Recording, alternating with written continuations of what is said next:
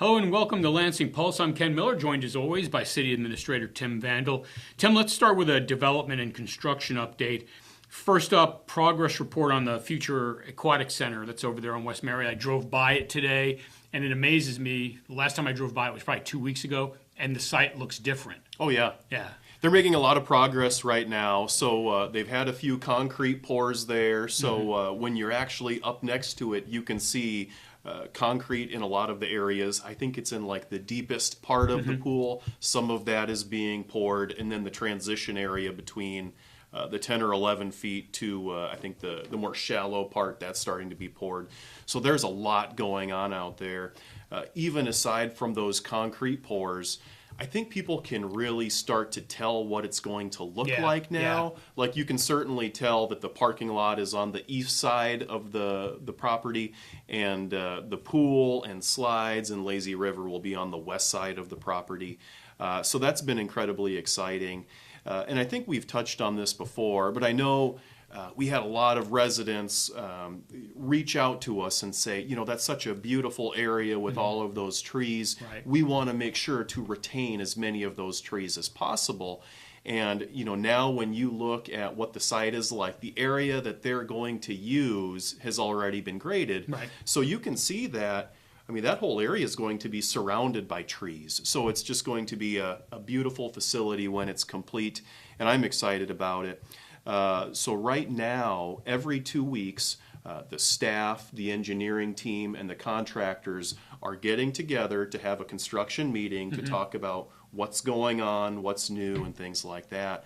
So far, all of the major aspects of this project have gone according to plan. Everything is going swimmingly. There's no always, pun intended. yeah, going swimmingly. Yep. But there's still a few minor things they're looking at changing, like location of a plumbing fixture and things like that. So those are the types of things that we're talking about at those bi-weekly meetings. So there's still maybe a few minor details they're working through here and there, but the large scale items have just been going really well. So the bi-weekly meeting that you had most recently, everything is on schedule. There's nothing that indicates that, at least to this point, that we might have to push back that opening date. Yeah, let's knock on some wood here, but as of right now, we're still shooting for Memorial Day 2025, and so I mean that's 10 or 11 months away, right. but I think it'll be here before we know it. So yeah, everything major is on schedule right now. Like I said, there's still, there's always minor things with dirt work or plumbing fixtures and things like that could be slightly modified. But again, the major nuts and bolts of this project are on schedule. All right, so if you're traveling on West Mary heading east, you see another construction site, and that's, of course, for an apartment complex. What's the latest on that? Yeah, so we've gotten a lot of questions about that. I think partially because it's at the edge of town center, but also I think a lot of people drive by and want to see what's going on with the pool, and as they're doing that, they see all this dirt work going on. So that'll be a 48 to 50 unit apartment complex. There were a lot of, I think, rumors and innuendo that it's going to be some type of Section 8 facility or whatever, whatever a person wants to call it. Just to clarify, that apartment complex, it's privately owned. It's a multi-million-dollar investment. It's owned by a company out of Springfield, Missouri. Right. So it's certainly not owned by any type of government entity or anything like that. So we do want to clarify that. And I think the reason for the confusion there is they did get tax credits from the state of Kansas. And as a part of receiving those tax credits for their project, there are income guidelines that people have to meet. So, a person making $100,000 a year would not be able to live there. But the vast majority of the units, a person making $43,000 a year could live there. Or if you're a single parent, a person making $49,500 could live there. And the income guidelines go up a little bit depending on the amount of people in the household. But, you think about $43,000 or $49,000 a year, that could encompass people who school teachers. I think we have some employees at the city who are maybe in that area, firefighters, whatever. So, I mean, that's one of those things where I think it will fit a need in the community. And then, you know, the other thing too that maybe sometimes people don't realize, a lot of times when we talk to potential commercial tenants, people who are maybe interested in buying property in town center or anywhere in Lansing, they will look at our population information. Sure. They'll look at our population density and things like that. And I think having more population in that area, I think that makes that area more appealing to potential restaurants and retail tenants. So that's been going on. Lina Weaver Construction is doing all of the dirt work for that. I think the plans that they showed us, it looks very comparable to the Covington Woods property that's right across the street from it. So I think it's a comparable product to what people would see. The other thing that I think is noteworthy too, especially kind of trying to dispel some of the rumors that are out there, you know, the rent at some of the Covington Woods units, it's over $1,100 a month. The rent for a 2-bedroom unit there is $975 a month. So all of these people who are saying, oh geez, it's free government housing or whatever, you know, nothing could be further from the truth. Right. I certainly don't consider $1,100 a month free. And I think, again, this fills a niche in the community in terms of people who are in that income level that maybe aren't able to afford a down payment on a home, but are needing a clean, safe place to live. And isn't it also a requirement that if you're going to live there at the new apartments, you've got to be employed, right? I believe so. Yeah. I believe you either need to be employed or retired. Okay. But that's, you're right. A person, I think there are work guidelines or work requirements for a person to live there. Okay, another topic, and it's something I know really for the last couple of years, it's taken up a large share of your time, and we occasionally get asked about it too, and it's been in courts, and that's why we can't really talk about it up to this point.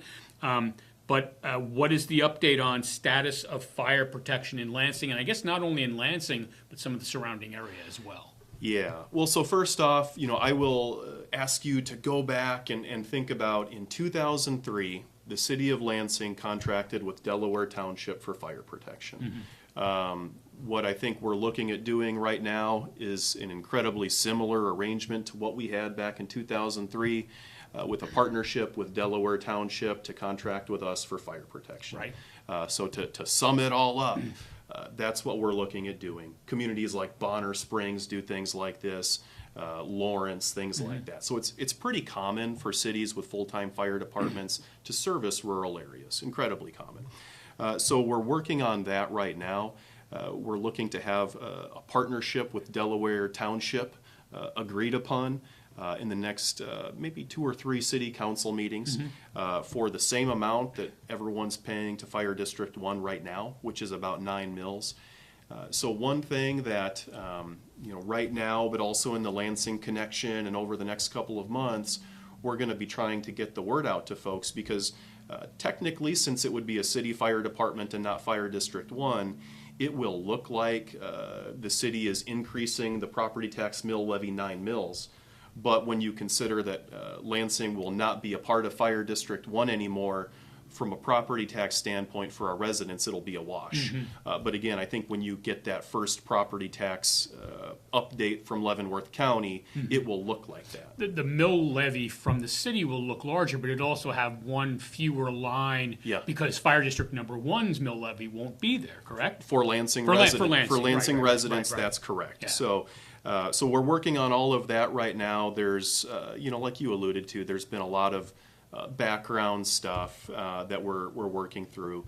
But I will just say I'm incredibly excited to work with Delaware Township. They were a great partner, you know, back in 2003 when we worked together with them, and recently they've been a really great partner. So we're thankful for all of those positive and fruitful discussions that we've had with them. As far as where the city goes on this too, so we're including it in our budget this year, like we alluded to, and the budget right now is about $1.4 million. So to put that in perspective to neighboring departments, that's a little bit larger than the Tonganoxie Fire Department budget, but a little bit smaller than the Bonner Springs Fire Department budget. So right kind of in between those two comparable departments, I would say. The other thing that we're looking at doing that's kind of changed a little bit, initially when we first started looking into this, by now 6 years ago or however long It's been a ago, while. I think the goal was to just, extend that offer to the existing fire chief of FD1 and say, hey, if you want this position, we'd love to have you coming on board. Chief Mike at FD1 is moving on to Indiana, I believe, and we wish him well. But that also means that chief position is going to be open. So the city is going to begin looking at hiring a fire chief very, very, very soon. So we're looking into that.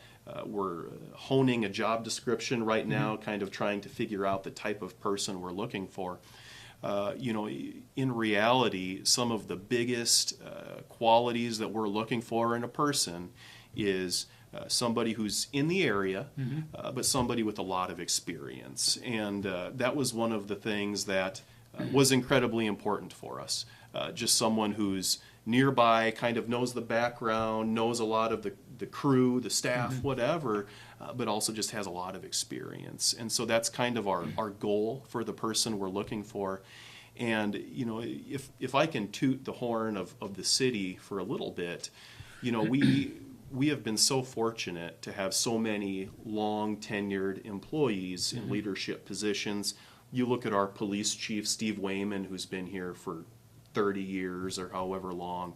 Our wastewater department director, Tony Zell's been here, I think 25 or 30 years. Our finance director has been here about 30 years. Our public information officer has been here 15, 16 years or however long. So we have so many long tenured employees in leadership positions, and I really think it's going to be the same thing with this fire chief. We're looking for someone who's from the area, who's going to be here long term. And I think that's been one of the challenges recently. So we're hoping to have somebody long term, and we're excited about the prospects we're going to meet. Okay, so you can't turn on a newscast. Yeah, I'm showing my age. A newscast, right? That's CBS Evening News, and I'm older. I still watch the CBS Evening News, but you can't turn on the local news without hearing about a possible move by the Chiefs or the Royals or both to the Kansas side of the state line. So, and I realize that it's probably a long shot. I think most people who kind of understand the issue and how difficult it would be for Missouri to give that up and have one of those or both of those teams move over here.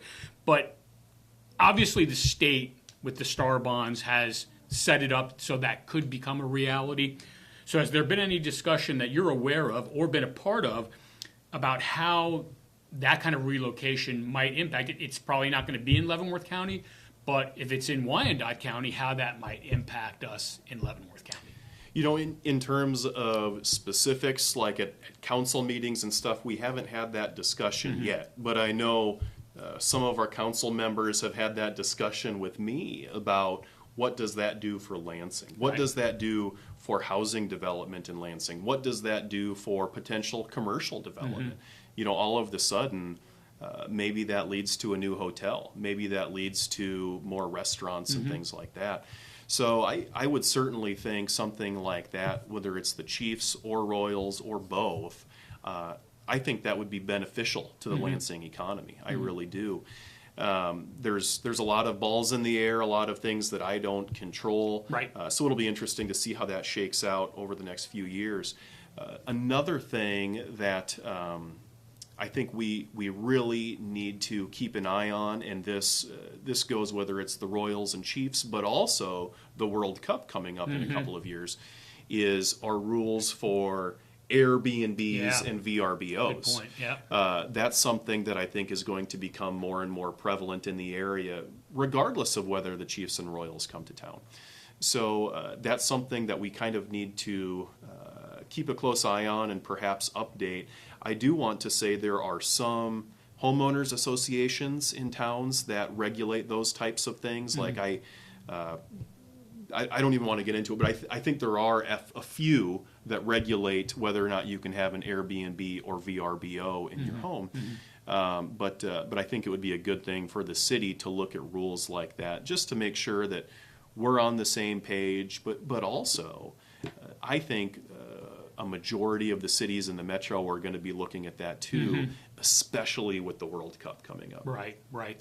You know, it's interesting to me, and you and I have taken one, if not two, drives down to DeSoto to see the Panasonic battery plant that I guess is going to open here in the next 9 months to a year. They're making progress on that. But we did so because we had been told, and I think the state has borne this out, that there will be a radius of impact for that. And that's kind of what spurred my Royals and Chiefs question. It's not just where the plant is located. It's not just where the stadia would be located, but it's going to impact that area. 20 miles, 30 miles, 50 miles.